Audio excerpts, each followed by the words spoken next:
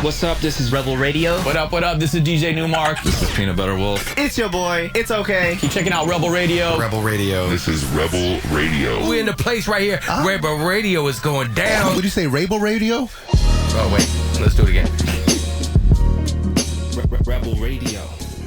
What's up, Rebels? Welcome back to Rebel Radio, the weekly show where I bring you the rebels who are shaping our culture, and the only show to bring you new music every week from our friends over at EDM.com. I'm your host, Josh Levine, and before we get into this week's episode, I want to give a special shout out to everybody that joined us for the first ever AMP Music Summit. It was last week online.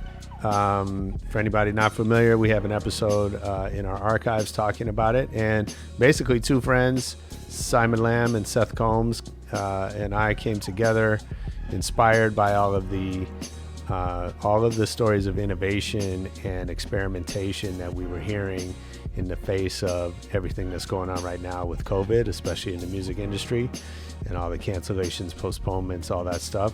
So we did our best to find people inside and outside of music who are trying new things, they're learning, they are pivoting, they're doing whatever it takes to move things forward. It was a great event, long day, 19 talks, over 40 speakers. If you missed it, all of that, it will be available shortly on our website, www.ampmusicsummit.com. You can sign up there for updates on future events, if there are any. We're figuring that out right now, so that's all TBD, but you'll be able to watch all the talks and download some takeaways and really great stuff. So now let's get into this week's episode. My guest today is my man, DJ C-. I love this dude. He is he's an incredible DJ. He's an understated guy. He truly lets his hands do the talking. If you're not familiar with C-, he was a DJ for many years on Power 106 here in LA.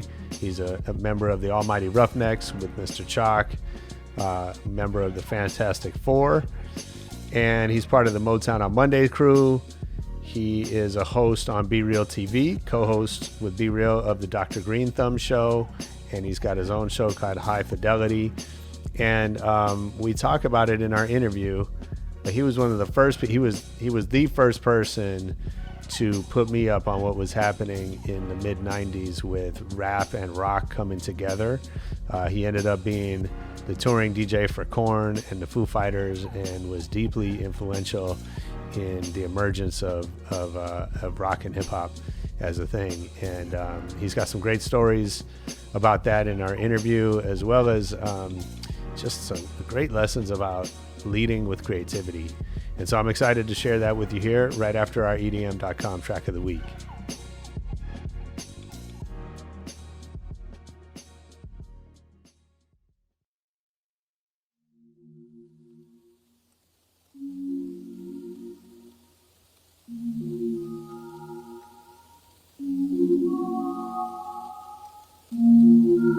I'm following time after time. I don't get to call you mine. Yeah, that was Still Hayes with Down in the Vespa, the EDM.com track of the week.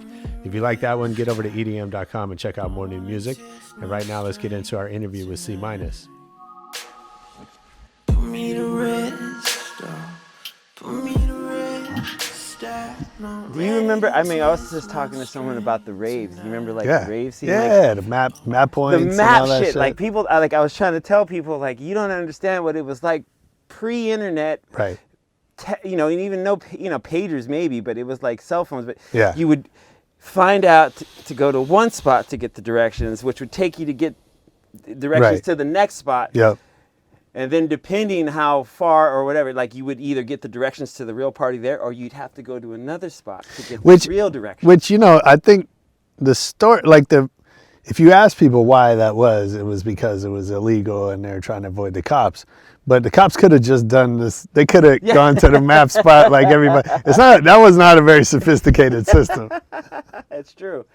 It's true. I mean, and just, man, all the shit that, like, yeah, we would, like, you would go to the party, you would go get all the different directions, and then when you got to the party, did you ever go to the Moon Tribe parties? Yeah, sure. I DJ'd a couple of those. Oh, did you? Nice. back when I was hanging with the Galaxy Gallery dudes for a while. That's funny. Yeah, man.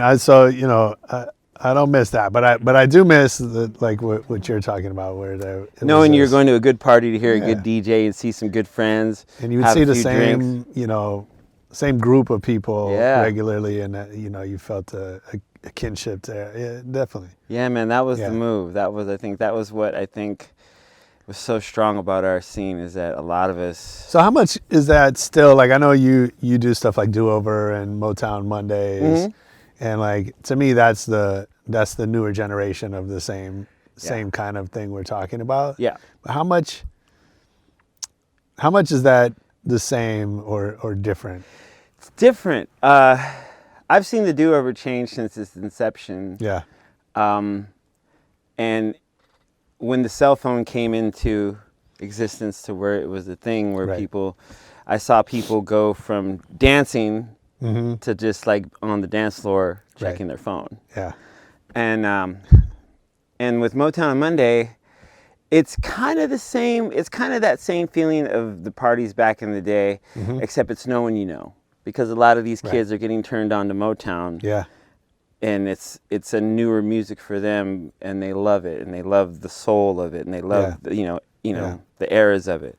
So it's cool to like see that excitement from people when you play a song or you play a re-edit or something, and they're just fucking going crazy, and you're like, holy shit, that's cool. It's different, because back in those days when we played parties back then, we would know a majority of people in the audience or in the crowd. Sure. And now it's like, it's still that atmosphere, but I don't know anyone. That's interesting. You know what I mean? It's Yeah. like, but I mean, there's regulars that have been coming. I've been Right, DJing that party for 7 years now. Yeah. And we have regulars, and I love every single one of our regulars. Yeah. But it's interesting to see the new people come in, and you see them come in for the first time, and then they're become a regular after so long. But it is cool in that sense to like. But yeah, it's sort of similar, but not. A little bit. Yeah, that makes sense. That makes sense. Well, man, I appreciate you coming to do this. Thank you for having, dude. It's so funny when I seen you right now, I was just like, holy shit. And I've been talking to, I was like, man, I'm going to go do Josh's podcast. And we just, Herb Magazine, you just remember like all the like, Funny. damn, dude, the history is long with you, bro. It's crazy. Yeah. I mean, you've had a fascinating journey that I want to talk about. I remember, I actually can still picture the first time we met in the Loud Records office. I think. Oh, wow, yeah. You and Chalk drove down from Bakersfield, and I was there, whatever, and then seeing you, go through all of your phases. And, man. And it's a trip. Yeah, it's cool. Yeah. It's cool. Well, let's get into it. I want to kind of start at the beginning. Let's do it. Do you remember the first record you ever bought? Yes, Don't Go. 45. That was the record that I was first allowed to buy with my money that I received from an allowance. Yeah. And I bought it thinking it was Situation, but it was Don't Go. So, That's it. but I still ended up loving that Yeah, song, it's a great record. Yeah. It's a little bit of a letdown if you're expecting Situation, Yeah. but like, But kind no, of. but it's a good record. Yeah, because I was like, oh, I want this. And I remember seeing, the Upstairs at Eric album cover, and then the cover for the Don't Go was that. So my automatic assumption was like, that's it. Yeah. And I took it home, and I was like, that's not it. But I listened to it enough to go, I like this sound. I don't know, it's not the song I was looking for, but I really dig this sound. Yeah. And what was so you're from Bakersfield. From Bakersfield, born and we've raised. had Chalk on the show. We've had Nick and Eric on the show. My brothers. Bakersfield is well represented, not just on my show, but in LA. we got some. We've done some things. So what was the music scene when you were growing up? In up Baco? there? Yeah. Baco was like day parted. You know what I mean? So I remember only hearing rap music after 6 p.m. Yeah. I remember only hearing hip hop music, you know, in the swap meets or like local get together, but it wasn't on radio Sure. till after 6 p.m. And that's when I first heard like The Message and White Lines and then Sucker MCs or Run DMC. So I don't know if it was something that drew me to that music along with the funk that we grew up on, which was like, you know, my mom always had Rick James, Earth, Wind and Fire, James Brown, Main Ingredient. She always had War. War was big in my household. And so those are the records that like those, along with all that funk of an upbringing, like hip hop was a thing that kind of, when I heard it, I was like, oh shit. Yeah. And it was like almost like a cool secret at first. Like, Sure. What is this? You know, and then you start asking your friends and then everyone gets, you know, like, oh, what is it? You know, what is this? And then we all started like following it. But it was very much a country town.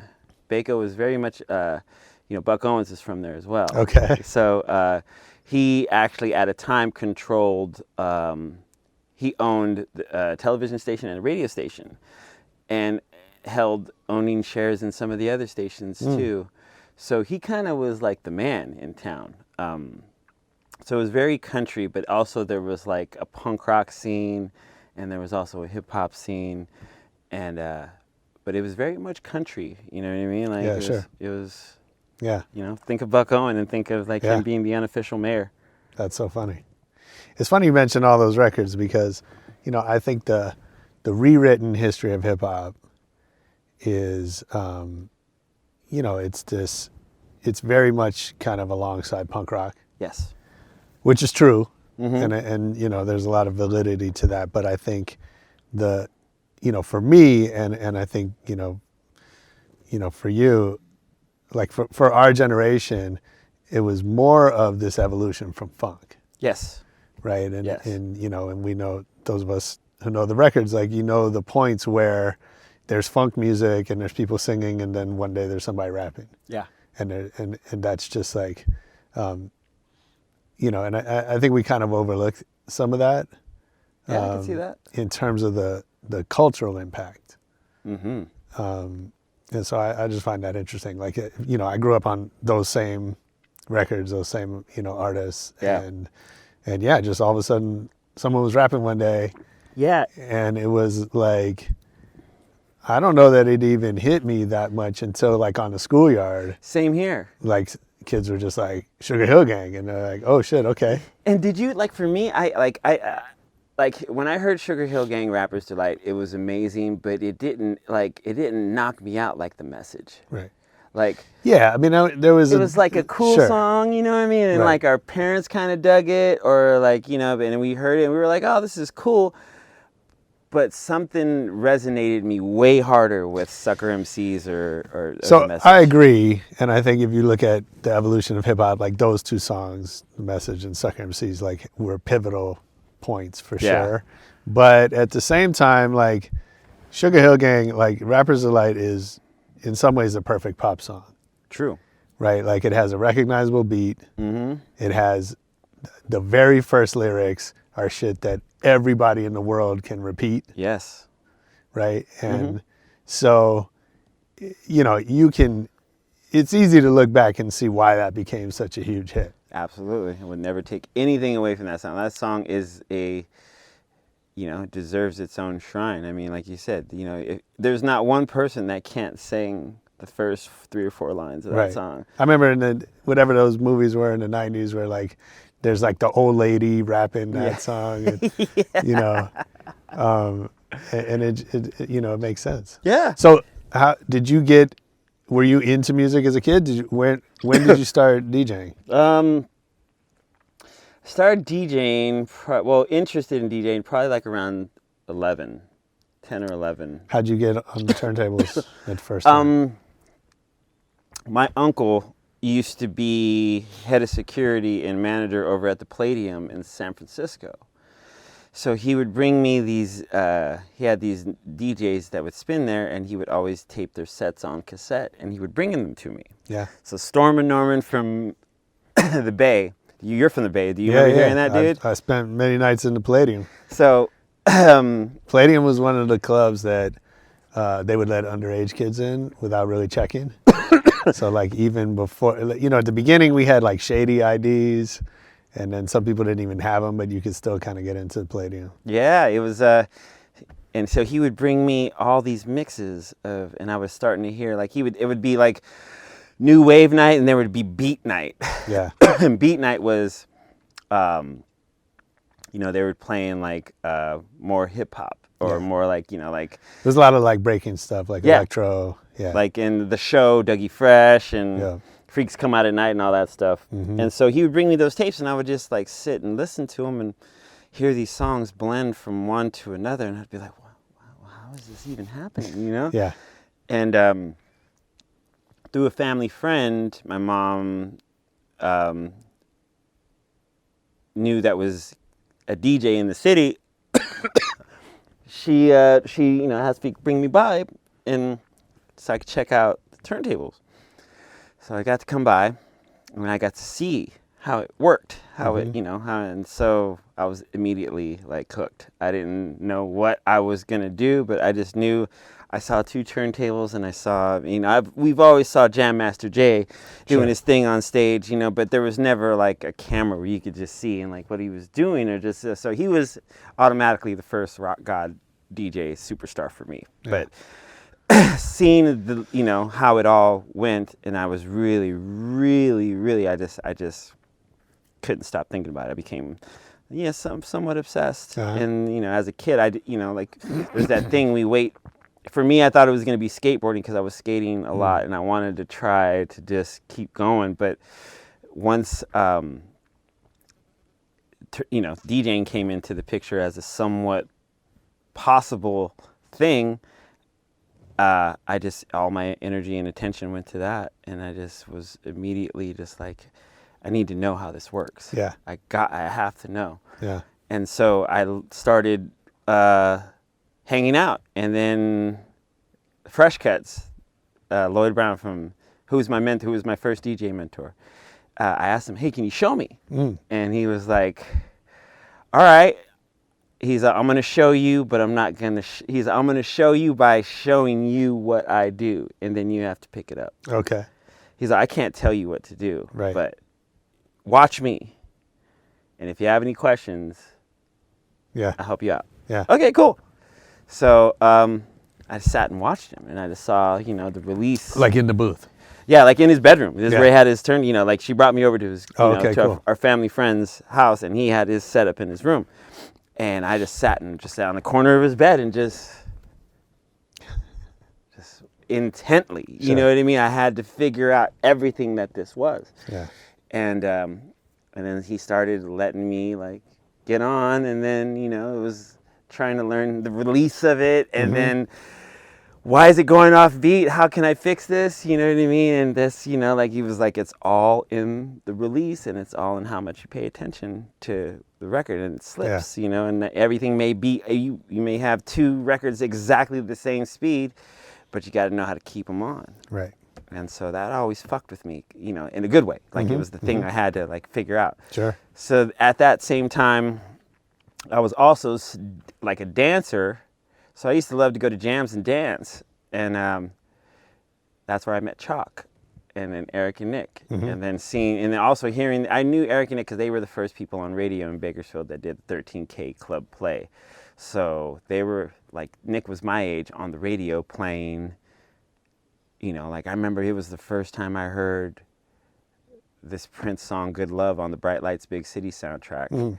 And I was like, where the fuck did they get? And so I paid attention every Friday and Saturday. I listened to them. And then when my mom finally let me go to a jam, I met them. And then we just connected. And then me and Chalk connected, and we found that we were both loved to dance, but we also were really liking DJing. And then we just started practicing together. And then with the Baker Boys. And then all 4 of us would get together, and practice till 6, 7 in the morning. Just constantly like playing each other these things, I came up with this blend. what do you guys think? It's whatever. And it was trial by fire. Yeah. It was like, imagine setting up in front of three, for me, there was three people that had way more ability to do what I wanted to do, but I was Sure. still trying to figure out the nuts and bolts. So when I'd come, it was probably like the best thing we could have possibly done, because we just really would just play each other stuff and just like blends and like, how's this sound? Oh, it's cool. Oh, maybe start 4 bars before. Okay, so it goes into this and like, oh, all right, cool. And that's how we used to just really get down and just like, but we never counted BPMs. We never we would always just make sure that it was in key. Right. That didn't make us go, ah. Yeah.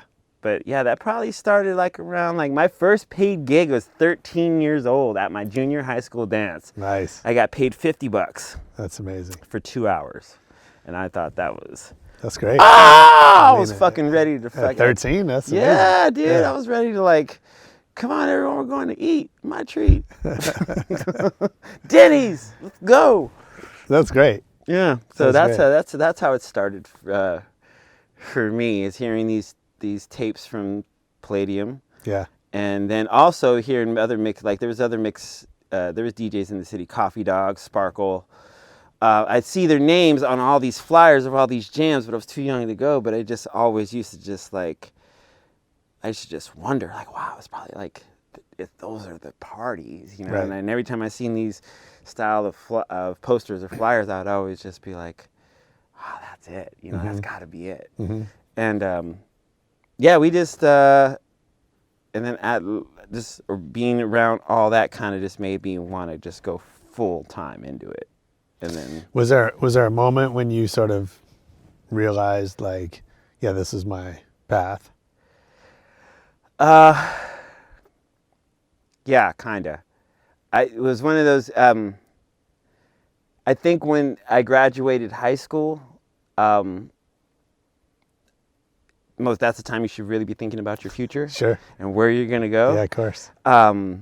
There was no plans for college for me. I just knew I was going to DJ and I was going to go. I didn't have anything planned out, which is normal for anybody out of high school, or you don't have any. But I just knew I had a job at Miller's Outpost. Okay. I could buy money for my records for the weekends, when I do my gigs, and I just knew I was going forward. Yeah. Radio and all that stuff wasn't even in or DJing full time wasn't really a thing. Miller's Outpost, man. I used to get my 501s there. Hell yeah, I used to do the Levi wall, bro. The 50, we used to set them up, in sizes, and my job at the end of the day was to put them back in the right order. Uh-huh.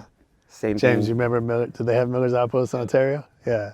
James from Ontario. Oh, Ontario? Yeah. Nice. That turned into Anchor Blue. Anchor Oh, Blue, is that that's right? what it turned into. Absolutely. Is that right? It's true. That's funny. It's facts, B. Facts. Yeah, Miller's Outpost, man. That was the shit. Jesus. And then my other job before that in the ROTC program is I worked at Sam Goody's. Okay. And Yeah. and you remember So you hooked up. You got your music. You got your fits. yeah, I was You're just like- I didn't know what, I had no clue of what was to come. I just Yeah. knew I wanted to keep going forward. And even more so when I became a dad at 18, I just knew that I had to keep pushing forward, whatever. Sure. Just go. Yeah. And just wherever it takes, just go. It's kind of, it was blindly. Mm-hmm.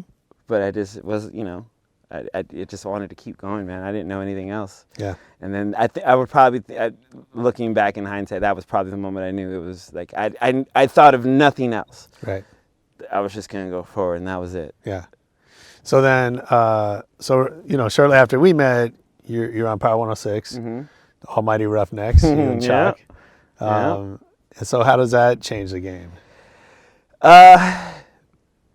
Okay, so when Eric and Nick were in Baco, before they came to Power, they were doing KKXX, which was the nighttime show over there.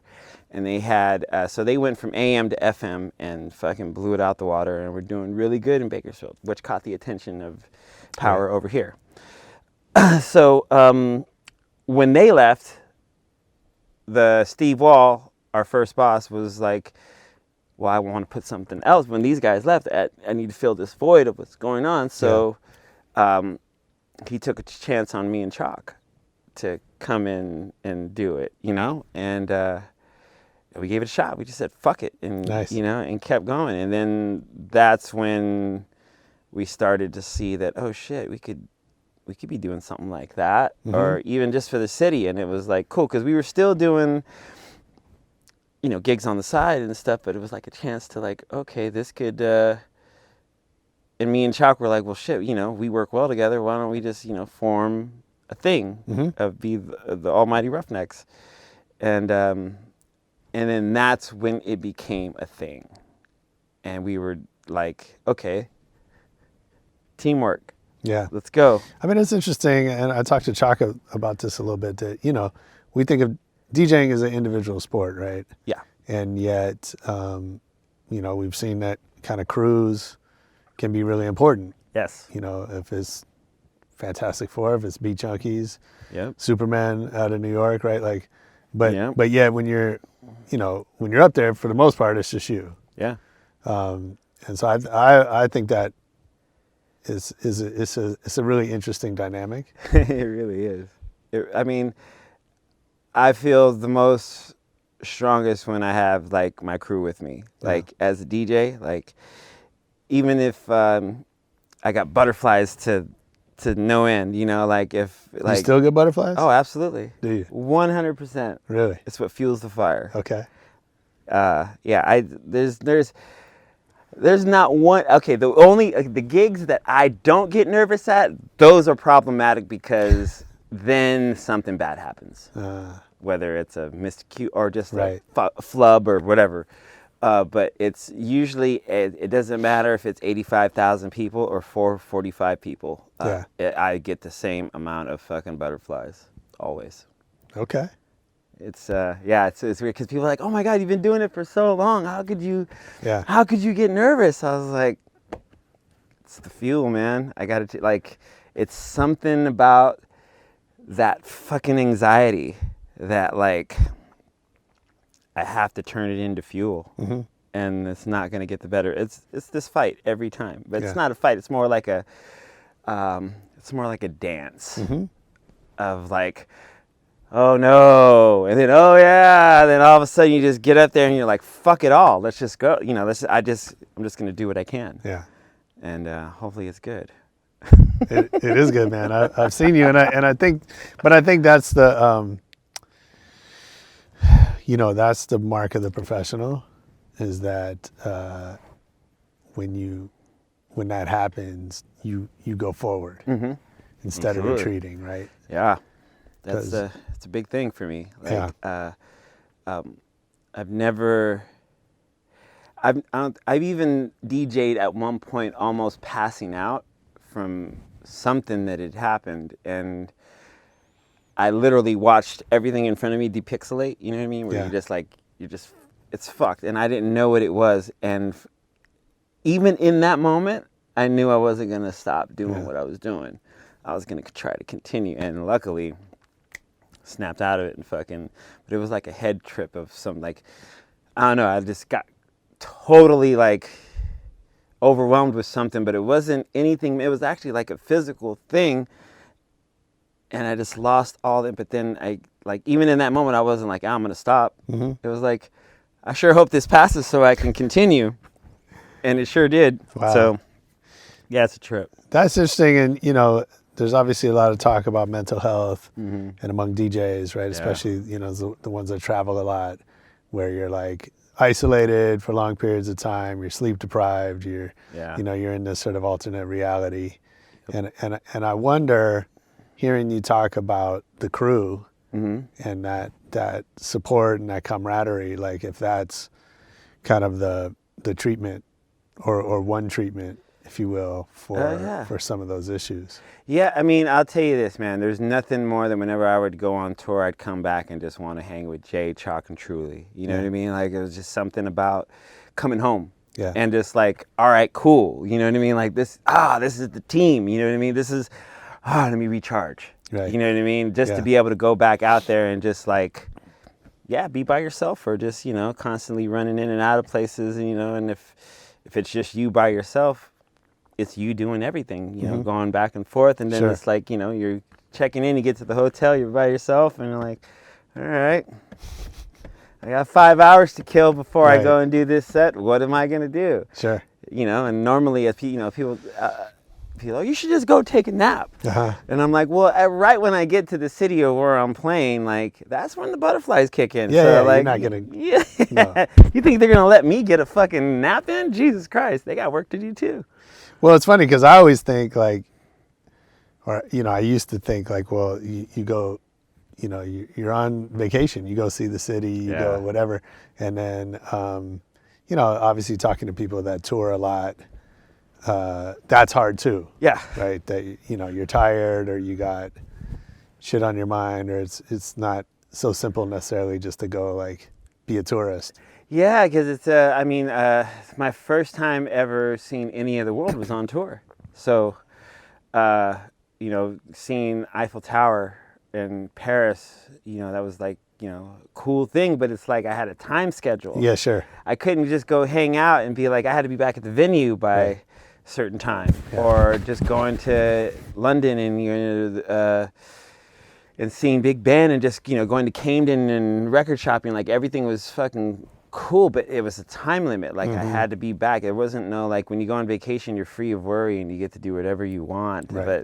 But I would get to see these really cool places, but I was always on a timetable. It's like I had a schedule. Okay, I can go see this, and then, all right, so I got to be back for sound check at this point, and then like, okay, so I got like maybe 5 hours to kind of cram all of this city into one look, and then go, okay, cool.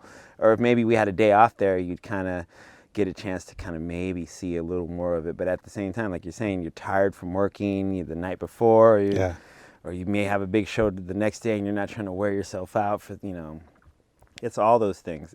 And traveling, it allows you to see all those fucking beautiful things somewhat at a price, though, when you're not on vacation. Yeah.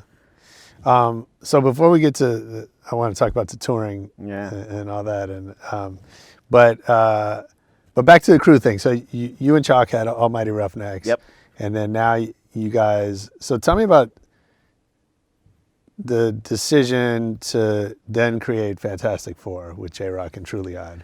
Okay. So at the time we were, when Baker Boys, the Baker Boys Friday Night Flavors thing wasn't so much, a lot of people think it was this easy thing that like, oh, Eric and Nick just handed us the show and everything, but it was never that easy.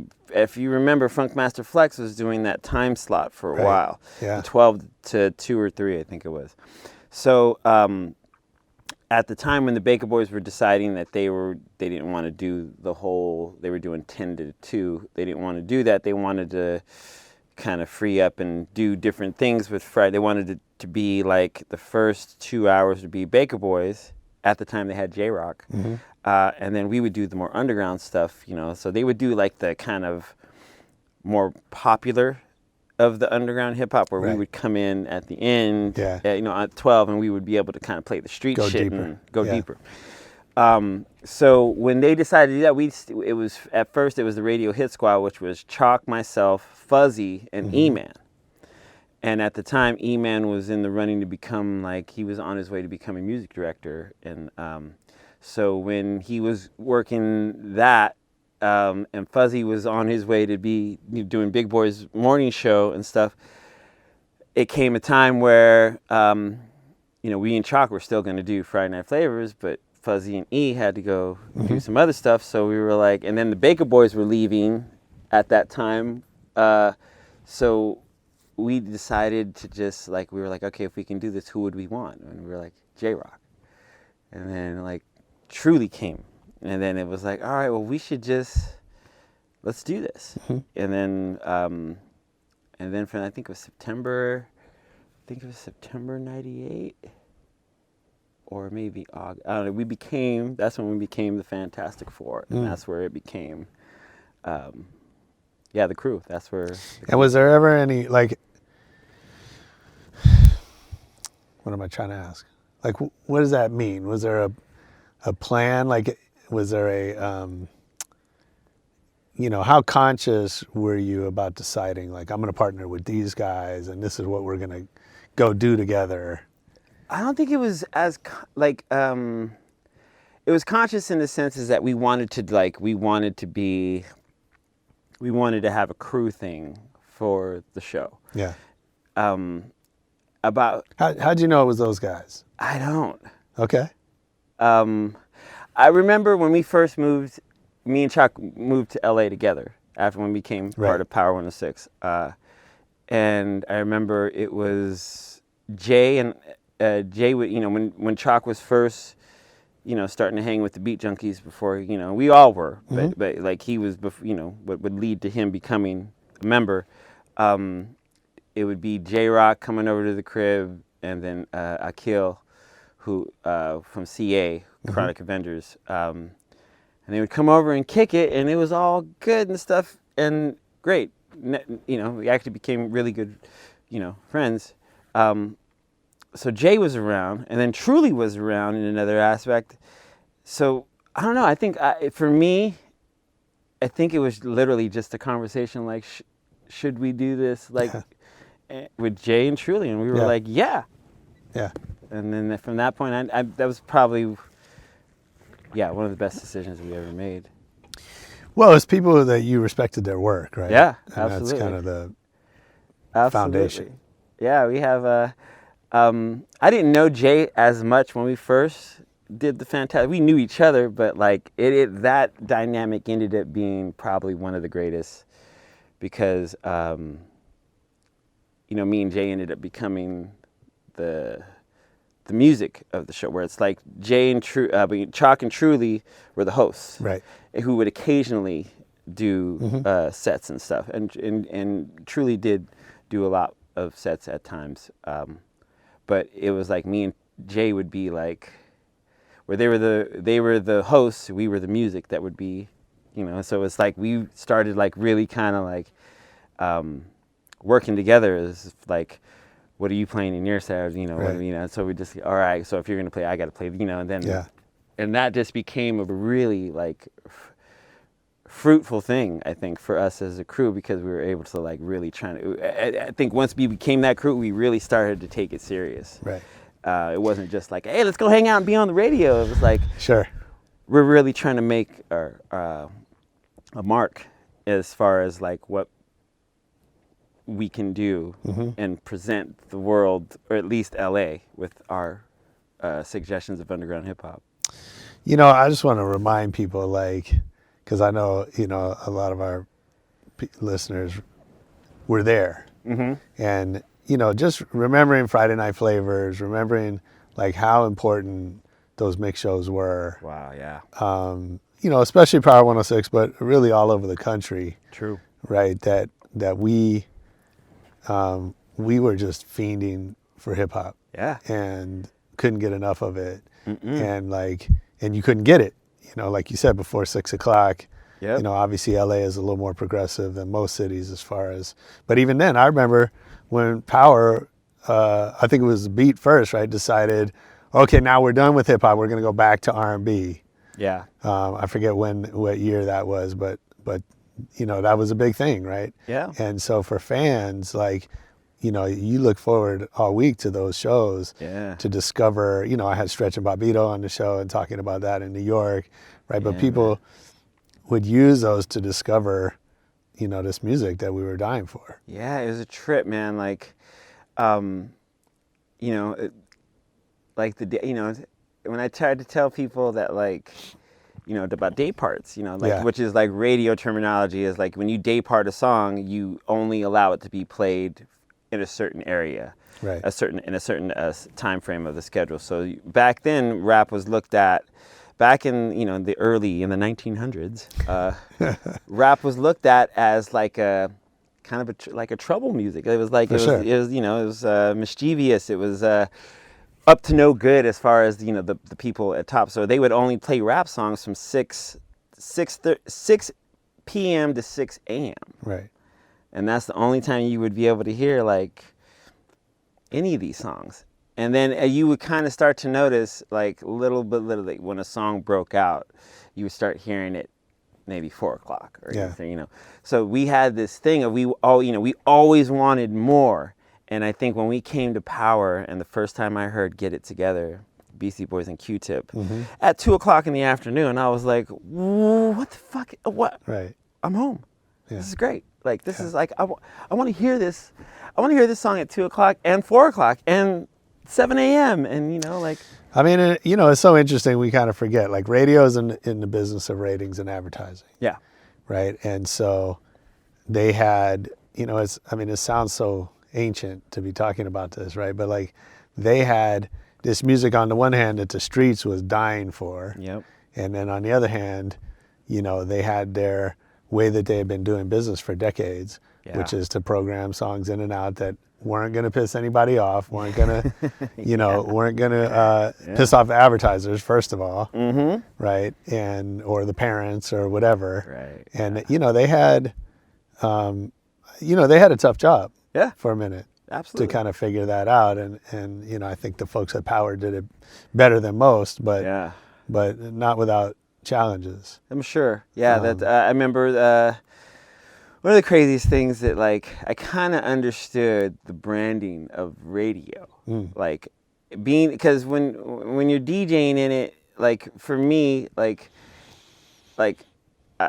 I knew I was part of Friday Night Flavors, and I knew it was Fantastic Four, but also I knew that the radio station was branding itself as, home of hip hop and R&B, or blazing the most hip hop R&B, right? So, or playing real hip hop. That was the branding. And I remember one time I was playing a gig, and I was playing. It was over at the Viper Room, and I was playing Wu-Tang Ain't Nothing to Fuck With for a night I did, right? And some girl comes up to me, and she's like, "Hey," and I was like, "What's up?" And she's like, "I was wondering if you could play a song," and I was like, Well, she goes, "Well, actually, I just wondered if you could play some like real hip hop." And I was like, "Ooh, okay." Like, because I'm thinking to myself, Wu-Tang's in the back. Sure. What the fuck, Yeah. And I was like, "Okay, well, what do you want to hear? Real hip hop." She's like, like J-Lo and Ja Rule. And I was like, she's like, real hip hop. And I was like, nice. And it fucking threw me back. You know what I mean? I was like, yeah, not today. And then I just DJ'd with that thought in my head for the rest of the night of like, they think that is real hip hop because we've been blasting. You told them it was. We've been telling them that this is real hip hop and R&B, and we're blazing the most of it. And I was like, holy shit. Sure. That was mindfuck. That's when I understood the branding of radio. And amazing. Yeah. That's crazy. So I want to talk about something else that you were early to recognize. So you were the first person, we were up at Power one day, and you were the first person to talk to me about rock. And I forget if it was Korn or what exactly we were talking about, but you put me up on this idea that rock and rap were coming together. Yeah, it was a trip, man. Like when I got involved with Korn, Korn is from Bakersfield as well. I learned that last night watching your interview with Jonathan. Oh yeah, I had no idea. Yeah, and Jonathan, we knew because he was the DJ back in the day. Yeah. And he was known as the white boy that could fuck it up amongst everyone in our crew. But he was also like, he's down with the new romantic shit, and like, but he could fuck up It Takes Two. His doubles on It Takes Two were fucking clean, and I'm probably bet they still are. And then, growing up with, I knew that they were around, but I didn't really pay attention because also coming up in Bakersfield, we were very segregated in our sense of music. Like it wasn't like, cliques. It was all the cliques. So it was like, you had the mod, the goth cliques, and and then you had the jock cliques, and then you had the hip hop cliques, and you had the metal cliques, and then you had, and for hip hop, I remember everyone was so fucking, you had to be all hip hop, it was like a thing. So you couldn't tell your friends if you were like really digging the Violator record from Depeche Mode, you know what I mean? Like, so it was kind of the thing we had to like kind of keep I had to keep in secrecy because, a lot of my hip hop friends would give me shit, you know. But as I kind of, one of my really good friends who I grew up with, two of them at Kip and Jeffy, they were like, "Man, you got to come see this Korn show." They're like, "You're gonna trip out because there's some hip hop in there, but you know, it's metal." And I was like, "All right, cool." And I kind of, you know, I was like, whatever. And then finally one day they were doing their second album release party for Life is Peachy, and they did some show out in it was Riverside, and they opened with Black Sheep's the first song on that record, "Woke Up, Grab My AK, Didn't Choke Up," and that was, you know, a hip hop cover, and I was like, holy shit, huh? And then they were also like, you know, they looked kind of not metal, they were dressed a little more in Adidas tracksuits, and I was like, okay. And then I got a chance to like hang with them. And then they were like, "Oh yeah, you know, I hear you on the radio," you know. So then we just started talking music, and then realizing that a lot of their music, what came from back then, was hip hop, but they channeled it into a whole other thing. Right. And so I started like seeing that, and you know, and then actually talking music with these guys. Like I was like, "Oh, you guys know all the same? Like, oh shit, cool." And then I just started kind of just gravitating towards that. And then I started also getting into the music that they're playing, and then the style of music that had, you know, that and Deftones. And then I kind of started like getting in, and just hearing how they were able to fuse both hip hop and rock together for their music. Yeah. I was like, I'm sure, you know, I don't know, I just kind of started like thinking in my head, I was like, oh, I'm sure like, maybe I could blend something, or maybe I can go from one thing, you know, and it was just kind of curiosity that kind of led me to that. And I think one of the first songs I ever played, I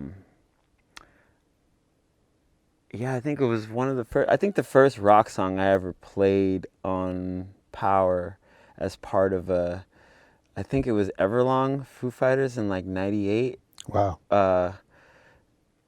And then after that, I really started going like, okay, like I can play one. Like I used to get like, I used to get shit from, you know, E-Man or, you know, hey, I heard, you know, but then Jimmy Steele kind of saw where it was going, and I saw where my sets were, and he was like, and I'd gotten word from a friend of mine at K-Rock that like they were getting ready to do this like rock and hip hop show. Oh wow. And so Fred Durst is supposed to host it. And then I told my boss, I was like, hey man, K-Rock's getting ready to do this thing, you know, whatever. And he's like, I just saw him just like wheels turn. He goes, "You want to do a show?"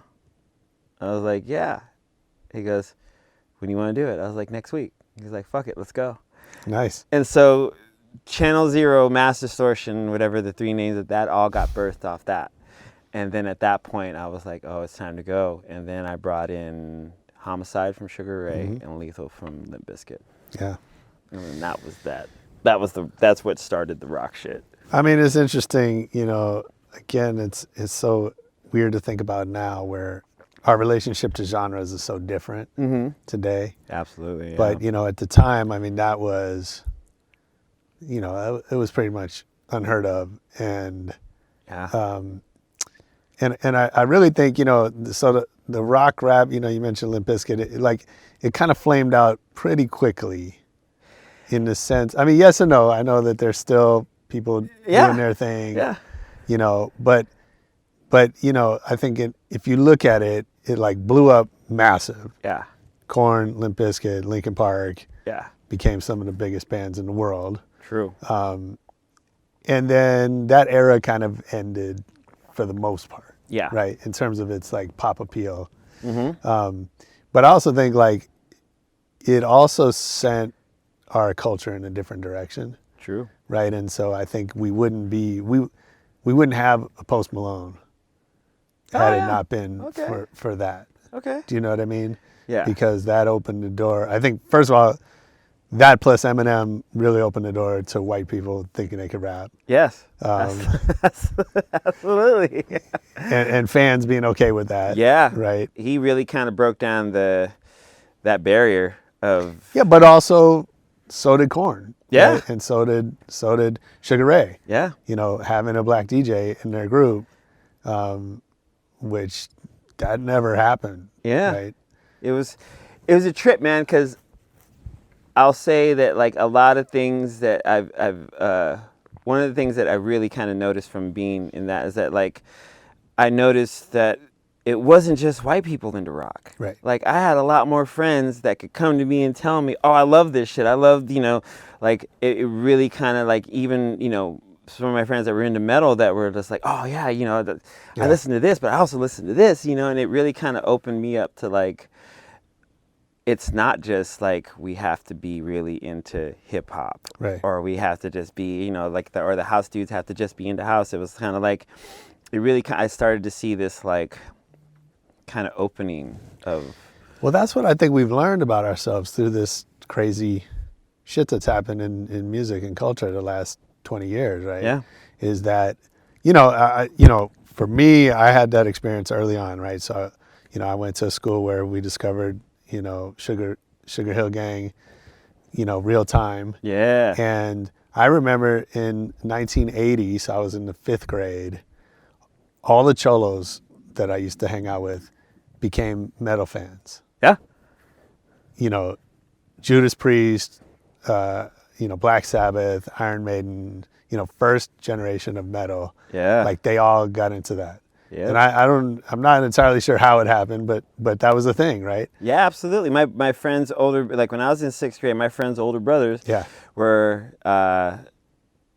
lending me Metallica tapes, Fastway, Crocus. Yeah. I was learning metal through them, through my friends' older brothers, who would just like knew I was like a music head. Sure. And so I would, like trade tapes for the day or the couple days or a week. All right, and I would go home and listen to this shit. I'd be like, oh my God, this is rad, but this is so, but I was never getting it from the white kid down the street. Right. It was like, these are like, some cholos and some gangbangers are like, yeah, check this shit out. And I'd be like, oh shit. So it was never, it was never like an introduction. It was always like I was finding out about cool music from everyone in the hood. But I think the real difference is that until recently, we were still in this world that's controlled by radio. Oh, okay. And radio is format driven. Yes, right? It is. And I don't know if anyone's figured it out now, but at least, for 100 years or however long they've been playing music over the airwaves, it's been about the format. Yes. First. Yes. And you go to that station for that format. Absolutely. Right? And those people, have a certain lens of looking at the world. Yes. That they think, white kids of a certain age want to hear this music and black kids of a certain age want to hear this other music and, et cetera, et cetera. Yeah. And to some extent they're right and to some extent they're wrong. And to some extent we as listeners had no choice because that's how you got music. Yeah. But now we have all these choices and we see kind of what's happened. Yeah, it's a trip. Like to be able to like, the radio was the only place to get a certain song. And you would call and request and that absolutely. was do you remember the first song you ever requested? I never requested a song. You never called to a station and were like with the tape fucking on record ready? One time I called a station before I worked in music. I was in the 5th grade. I was graduating in the 5th grade, and KSOL in San Francisco was having a contest to win tickets to a disco. Okay. And I called and won. And I asked my parents to take me. Now I can't remember the name of the disco. It was out in the East Bay. Wow. And I asked them for my graduation from elementary school to take me to a disco. Because I was so, I was into funk and soul and that's tight. That was my whole life. And so they got a bunch of friends. I was the only kid. I don't know how this disco let me in, but it was like a bunch of adults in their, must have been late 20s, no, like early 30s, and a 10-year-old. And we went to disco and there was we walked in, there was roller disco. Nice. and then on the other side was a proper disco, and actually, That's cool. and the messed up thing is I spent most of the time in the arcade that was also in the disco. And then I went and danced a little bit, and Nice. I remember Burn Rubber on Me playing that night. yeah. And it was a time of my life. Yeah, Funky man. Town. It was like that kind of thing. Oh hell yeah, Lifts Incorporated, man. That was one of the I remember that was one of the first records I bought. Like Oh yeah, yeah, that was for like, sure.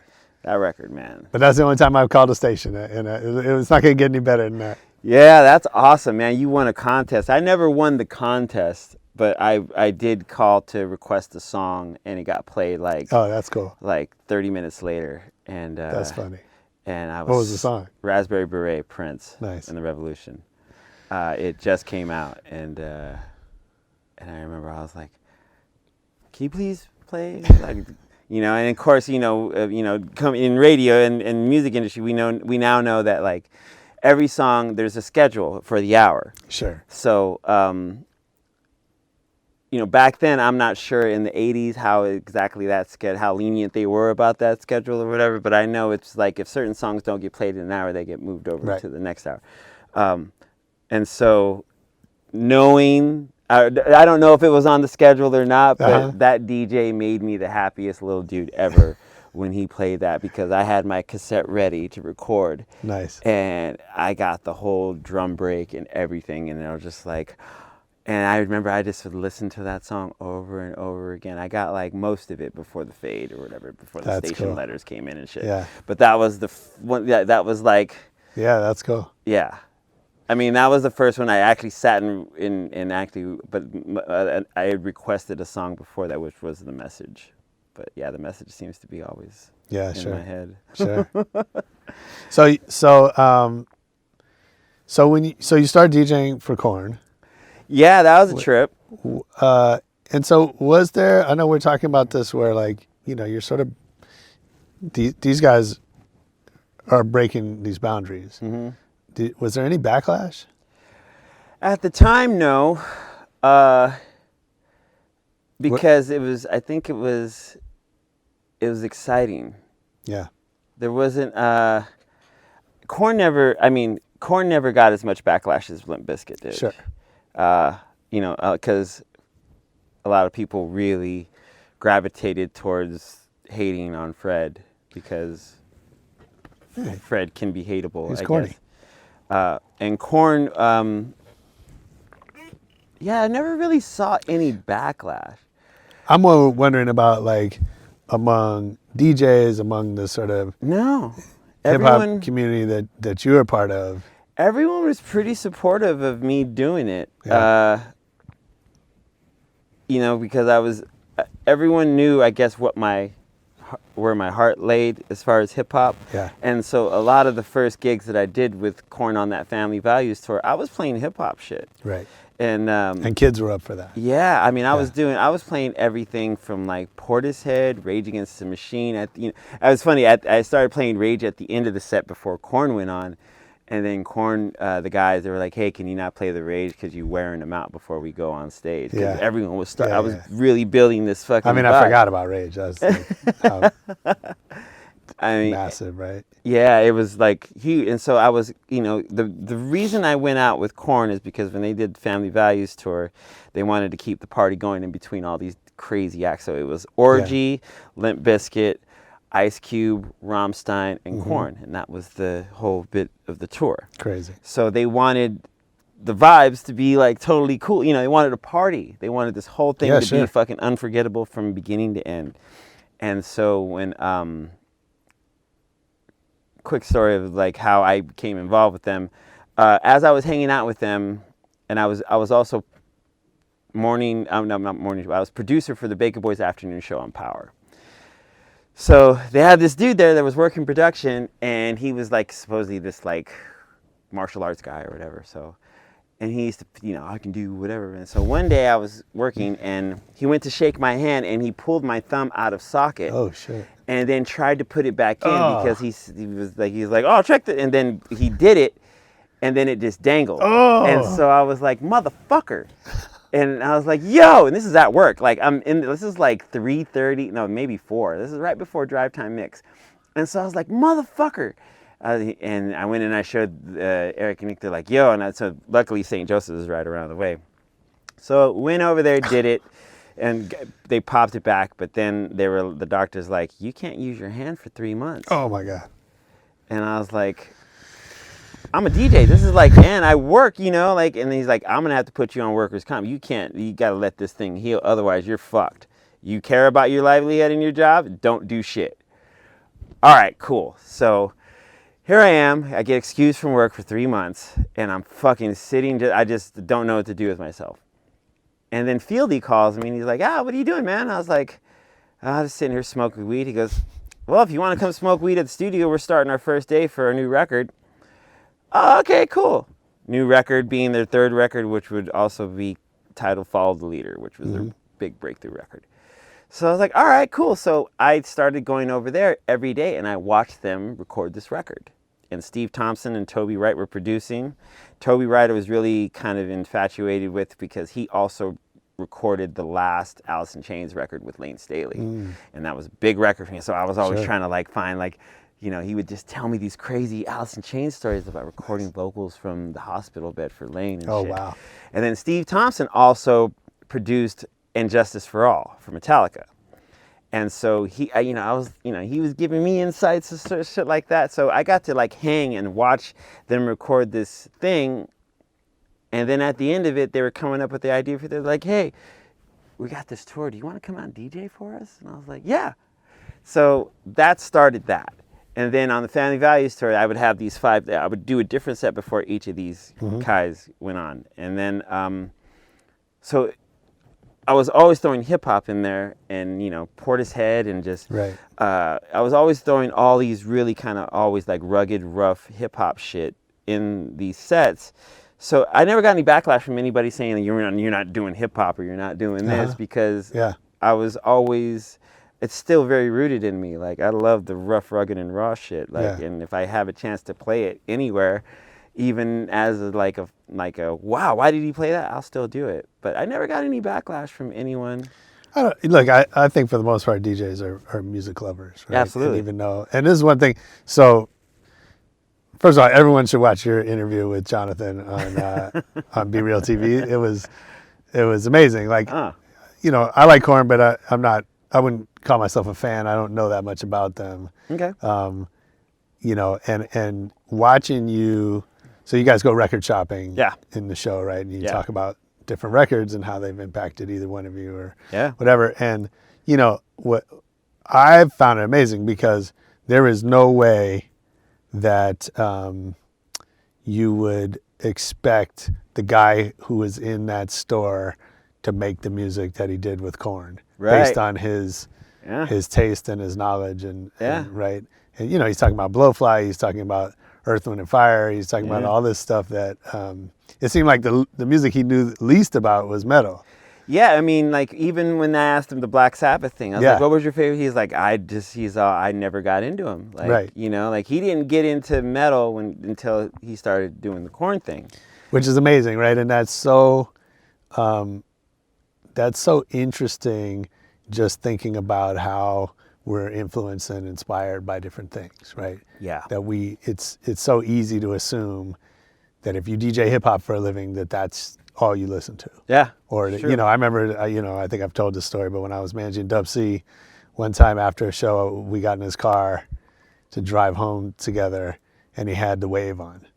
Nice. Which is instrumental, kind of smooth jazz. Smooth jazz. And I was like, that is the last music I would expect Dub C, the gangster rapper, to be listening to. Oh yeah. But for him, it was a way to unplug from his all the shit that he was immersed in. Yeah. And just chill, right? Yeah, man.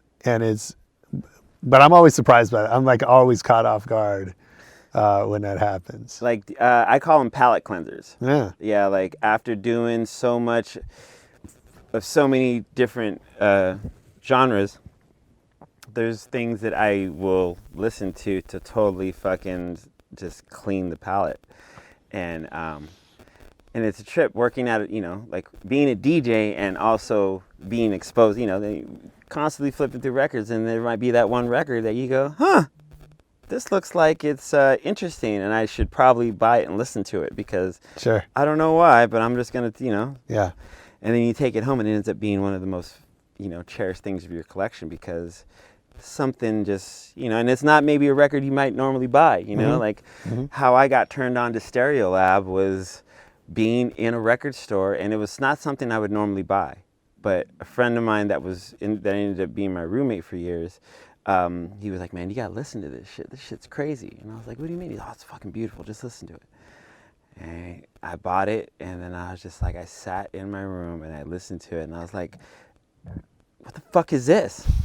But I was really like enjoying it, and I was really like, they're singing in French. I don't know French. Right. And I'm just like, and the timings are weird, and it's just like, and I'm fascinated, truly, honestly fascinated. And I'd continue, and I was like, okay. Then after that, I was like, hey, what else you got in that?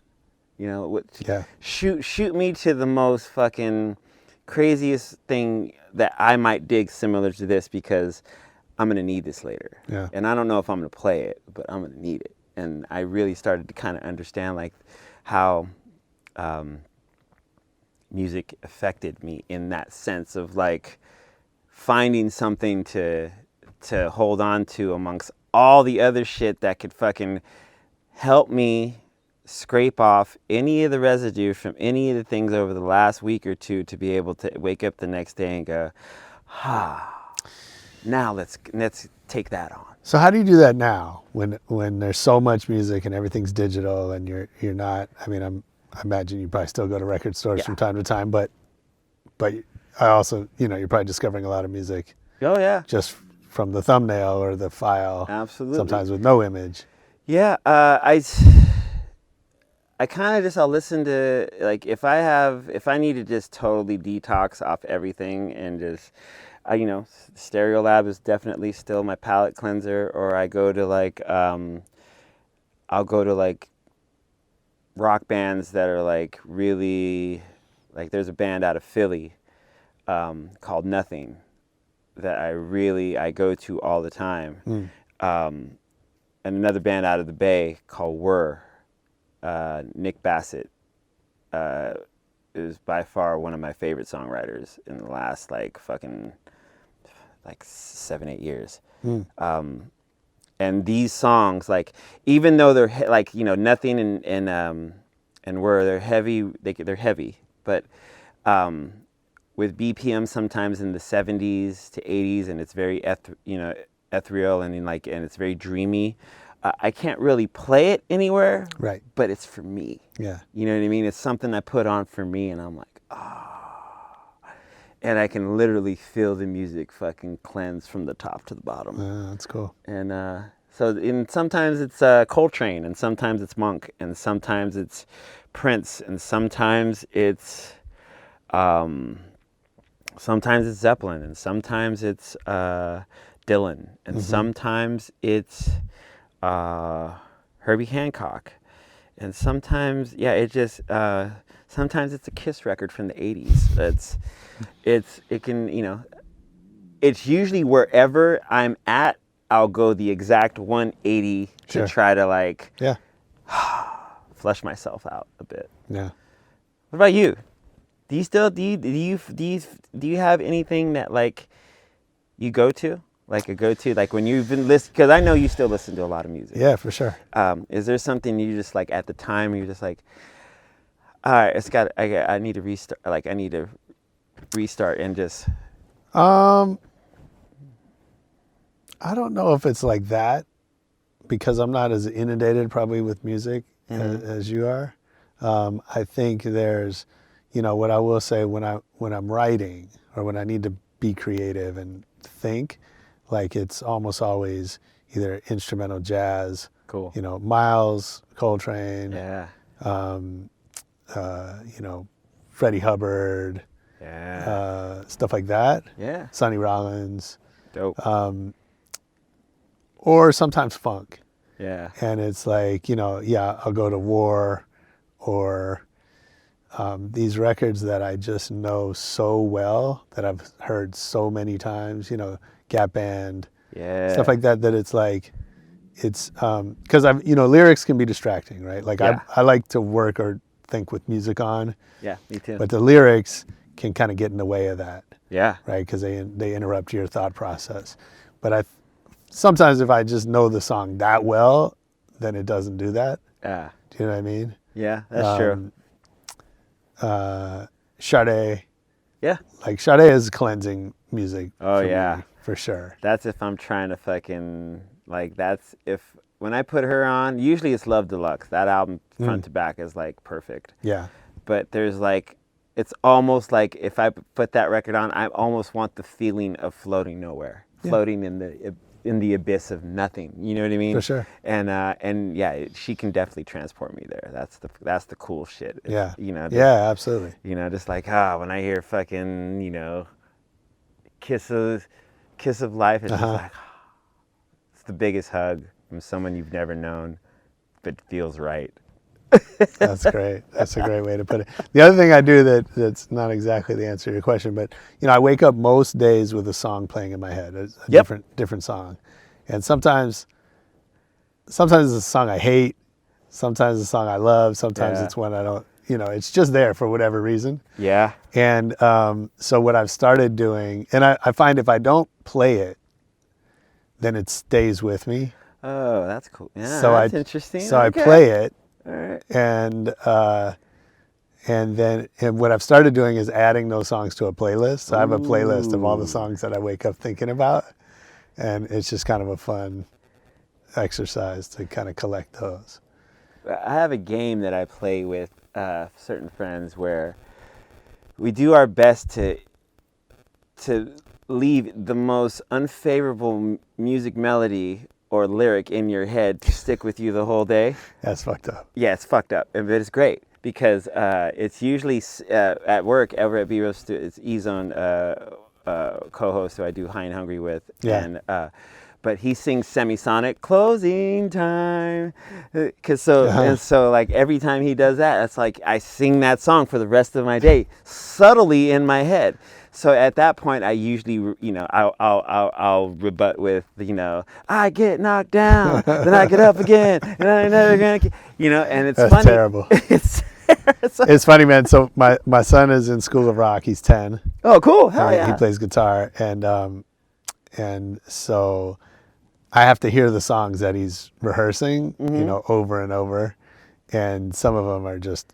His last show was the theme was 90s rock, which was generally a terrible genre for the most part. I don't know, man. There's some really, I don't know. I mean, this was like a lot of this was Weezer and Matchbox 20 and like there were a couple good songs in there, but Matchbox 20 but most of it was just really awful, and I had to hear him like dozens of times because he's working on them. So that's when you definitely need a cleanser. Yeah. Right. Anything. See, are you not a Weezer fan? I'm not. Really? You know what? Weezer's one of those bands. Like, you ever meet someone who never really knew about hip hop? Yeah. Like, I'm always amazed when I meet those people that are sort of our age group, and they're just like, for whatever reason, they were doing something else at that time. Yeah. And they're not even that aware of it. Yeah. And so for me, like Weezer, I just missed it. I wasn't even conscious of Weezer until more recently. And so I don't hate them. You're just not. It just doesn't do anything. Right. It doesn't mean anything to me. When I toured with, we did a Foozer tour, which was Foo Fighters Weezer tour. That's funny. And I actually got a chance to hang with Rivers and Weezer Cats for a minute. And that dude is like, when you meet someone, you just know they got that thing. Yeah. You know what I mean? You can feel it without them even. Rivers has that thing. And we were doing this bowling. We were going to do this bowling match. It was going to be Foo Fighters versus the Weezer crew. And all the band members and everyone was present. And we went to this fucking bowling alley. I forgot. It's somewhere in the Midwest. We were just fucking, I want to say Indianapolis or somewhere there. And I missed the Foos bus going over there, and so when I went to the lobby, I saw Rivers and Pat and all the guys from Weezer, and so they're like, yeah, ride with us. I was like, oh shit, okay, this is I get to finally fucking talk to Rivers and fucking Nice. ask him, like, I've always wanted to ask him some crazy questions, music shit. Yeah. And so, like, you know, I end up sitting right, like, I'm sitting middle, I'm sitting bitch in the cab, and there's fucking Rivers, and then there's Scott next to me, the bass player, and I'm just sitting there, and I'm just like, now's a better time than any to ask, hey, Sure. man, Rivers, so what are you listening to right now? And he goes, Billboard Top 200. And I said, oh. I said, well, you listen to the Billboard Top 200? He goes, every song that's on the Billboard Top 200, I listen to. And I was like, okay, wow. And I was like, well, okay, so what hip hop are you into? He goes, whatever's on the Billboard Top 200. And I was like, you really? I go, you really listen to Tiny? He goes, yeah. He goes, I'm studying song structure. And then I found out later that when he went to Harvard, or was it Princeton, one of the super prestigious schools, he is looking for the formula of the perfect song. Right. So he has dissected every single Nirvana song, and he made these charts, and he made all this crazy, like, Wow. he was really looking for the formula of the perfect song. And just like sitting next to him for like a 10-minute, 15, I was just like, and then he kind of opened up a little bit, and we started talking, and then I was just like, holy shit, that dude's, he's got it. Whatever that shit is, Interesting. He's got it. And it was funny, like, because like he just coming back from they were just getting on their stride again from doing and they were really not into playing Pinkerton, which is their second record, which is a darker record for them. But I got to see them open, like, and the fans were like, oh, you should play Pinkerton. I was hearing people, oh, play Pinkerton, play shit. And throughout that tour, they slowly introduced Pinkerton songs onto the tour, and then at the end of the tour, it was just fucking raging. It was fucking great. Crazy. Yeah, man. All right, I got to do a lightning round. All right, let's do it. Sorry, there's so much. No, you got so many great stories, man. We can do this over and over. There's so many fucking because we just talked about the Korn part. We didn't talk about the Foo Fighters. Oh yeah, well you're gonna have to come back. I will. What's your favorite city to travel to? New York City, or Paris. I stayed in Paris for a few months. And that was nice. Fun. Hell yeah. That was that was amazing. That was I still plan on going back to hang there for a little bit at one point. I'm gonna have you back and just give us lessons about what to do in Paris. Yeah, dude, when I was there, I was so I loved it there. Yeah. I loved I loved that I could eat bread and drink wine and walk around all day and lose weight. That's incredible. Yeah, there's something special about that. There's something special about that. I haven't had a drink in years, but yeah, it's right. Who's your favorite DJ? Oh fuck. I really have to think about this. It's a three-way tie between Mr. Chalk, Truly, or J-Rock. Anytime I watch any of those three, it's inspiring. And I'm not just saying that for my crew, sure, for my crew, but I literally get inspired. It's it makes me want to go home and do better. Nice. Because that's my crew. Yeah. And if they can, I can. Yeah. So it's that's cool. Yeah. What's the last great book you read? What is Bukowski? I'm still reading it. It's The Rooming Marginals, I think. It's got God, I wish I had the. All right, we'll put it in the show notes. Yeah. So yeah, that was I finally found that, and I was like, because I've been looking for this passage from this one book and I couldn't find it, but yeah, I found it. What movie have you seen the most in your life?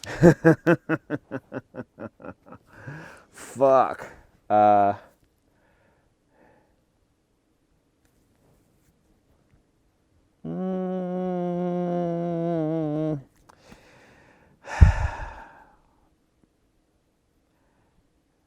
from a kid until now, or just Sure. period? Probably Empire Strikes Back. Okay. That's one I go to a lot. As in fact, I think that's probably the best of the series. I loved about it because it was like everything, and then it left you hanging on a dark note. Yeah. You know what I mean? Sure. Like, I love that shit. Yeah. Or Almost Famous. Oh, okay. Almost Famous was really kind It's a of. great movie. I looked at that as a little bit of an autobiographical thing for me, because I somehow out of nowhere was like, I mean, when you really look at like my journey, it's a trip to think that hip hop took me to a place of touring with these rock bands who ended up being legendary, or just like meeting people of just like, you just think to yourself, oh my God, I'm never gonna. Sure. And so that to me, like how that kid ended up going on tour with his favorite band, you know, with a band, and then finding all the, absolutely. and then you see all the things that happen on, you know, I was just like, holy shit, here I am. There's a movie there for sure. Yeah. You know, and so yeah, I used to watch that a lot and be like, oh my God, this is like, I felt a parallel similar Nice. to that. Amazing. If you could wake up tomorrow having gained one quality or ability, what would it be? Speak fluent Spanish. Absolutely. I didn't want to learn it. I mean, being Mexican, it was always, you either knew it or you didn't. You couldn't really learn, you know. And so we looked at it, my age generation looked at it, if you didn't know it, then just you didn't need to know it. Right. Or it would either be fluent Spanish or the super math knowledge. I really wish I would have paid attention. If someone would have told me in grade school, that music was dependent on math, and that math plays a big part in music, I would have paid attention so much more. Well, yeah, it's funny that, like, I mean, we can go off topic on that, but there's a whole bunch of areas where math is, you know, in sports, in music, right? There's all this stuff that's just math. Yeah. And the way it's taught in schools is terrible. It takes all the fun out. Yeah, I mean, I never gravitated towards it because there was no element to ring me in. You know what I mean? Right. And if someone would have told me, hey, you're going to need math when you go into music, you know, from bars and counts and stuff, like, I would have fucking paid attention and probably aced it. For sure. Because music had that thing where I was like, oh, if I need this to get in the, sign me up, let's go. Of course. I want to do all the things. Yeah, absolutely. Yeah. What's the last thing you stole?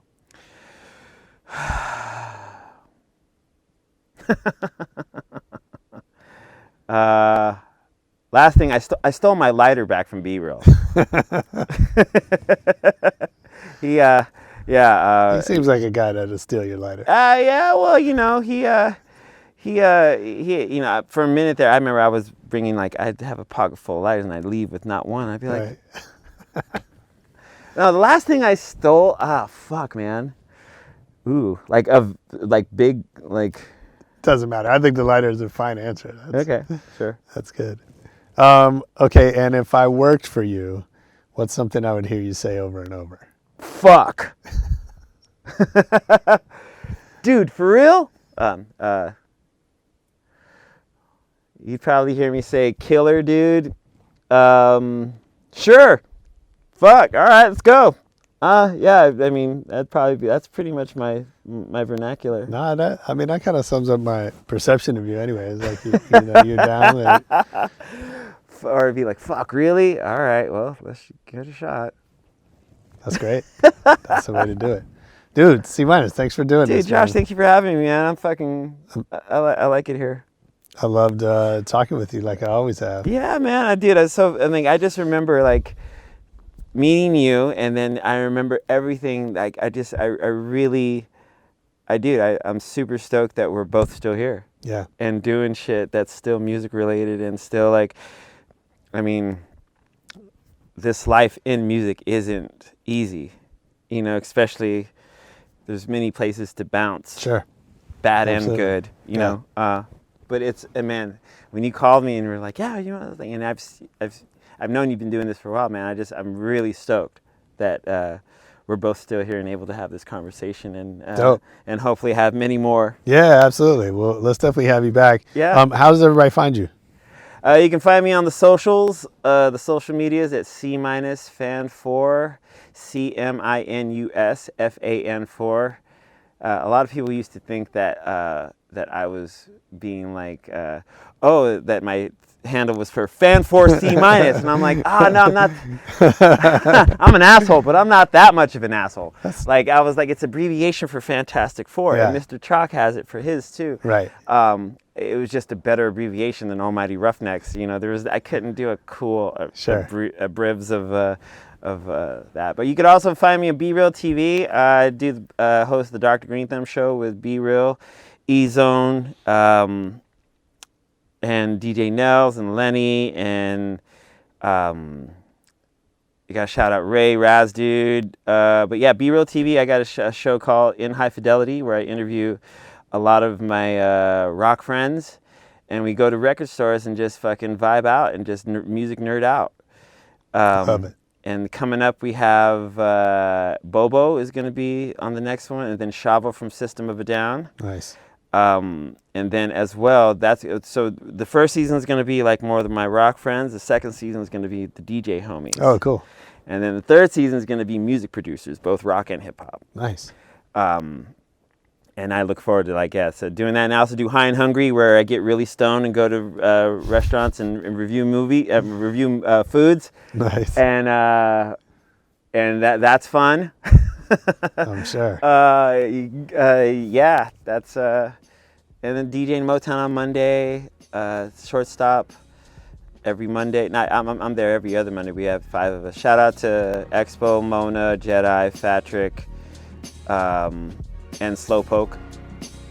And I'm sure there's some other shit I'm doing. I'm not really remembering. Well, we'll be watching. All right. Dope. Sounds good. Thanks, man. Thank you for having me. For sure. Yeah, that was C- on Rebel Radio. I hope you enjoyed it. I know I did. You can always leave us a comment. Let us know what you're thinking. Hit us up on Twitter. It's at Rebel Radio Net. Facebook, same thing. You can find videos of a lot of our episodes on our YouTube channel, Rebel Radio Net. And most importantly, come back next week for more Rebel Radio. Peace.